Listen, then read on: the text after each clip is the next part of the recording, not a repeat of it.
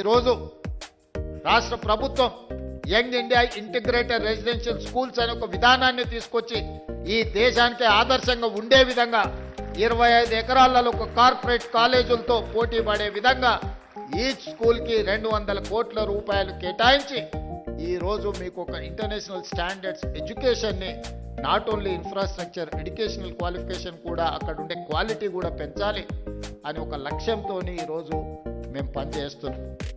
ఈరోజు చాలామంది విమర్శిస్తున్నారు. ఇవాళనే ఒక పత్రికలో చూసిన ఈ SC ST BC minority EWS పిల్లలకు 200 కోట్ల రూపాయలు పెట్టి 100 అంటే దాదాపుగా 25,000 కోట్ల రూపాయలు ఖర్చు పెట్టి కట్టాల్సిన అవసరం ఉందా అని ఒక పత్రిక రాసింది. ఒక రాజకీయ పార్టీకి సంబంధించిన పత్రిక. కరెక్టే మీ విధానంలో, ఎందుకంటే మీరు అధికారంలో ఉన్నప్పుడు బర్రెలు గొర్రెలు చేపలు చెప్పులు కుట్టుకోండి అనే స్కీములు మీరు తీసుకొచ్చిండ్రు.